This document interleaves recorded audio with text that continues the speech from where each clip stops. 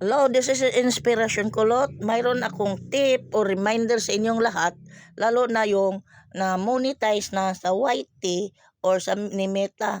Kasi kung nakapag-set up na kayo ng inyong bank account, na may tip o reminder ako sa inyo na lalo na yung kahit anong bangko ba, dapat pala kasi ako medyo may pagka hindi walang knowledge dahil hindi ako masyadong nakipag ano ba sa bangko, wala di ko kaadyo magkuan sa bangko kay ngano wa man pud tay i-deposit.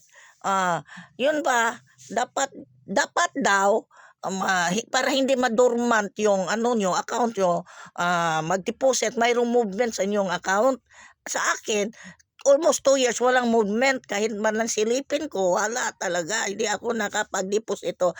Sa land bank hindi naman masyado malaking deposit, initial deposit 500 lang, at saka yung ano pwede lang 50 pesos ang deposit nyo kung walang-wala talaga kayong pera. Katulad ko, alam nyo ba, nagpunta ako dito sa Hagna Mall kasi nandito yung ano ko, yung land bank. Yeah. Pauwi na sana ako dito. Alam nyo ba, balik tayo sa topic ba. Sa akin ba, tinawagan ako sa land bank kasi yung ano ko ba, nakasahod na ako kay YT. Ah, Sabi nila bisitahin ko daw ang land bank kasi na-dormant yung ano ko, account ko. Hindi makapasok yung sahod ko sa aking account kasi dormant. So, ako'y kinabahan baka wala nang silbi itong ano ko, pinaghirapan ko. Kasi kung mag-open ako ng bagong account, yun ang dati kong account, yun ang naka-tie up sa aking YT, sa AdSense at saka kay Meta. Paano mag-ano naman, ang hirap naman change na, hindi ko alam kung paano. Pero may excuse me, mayroong daga na pa dahil solusyon. May solusyon pa ang lahat. Nagpunta ako sa land bank at naghingi sila ng requirement sa akin, yung two valid IDs at may pinirmahan ako at yung ano ko, account ko sa YT, screenshot ko, nag-print ko ba at ito yun ang ina-attach.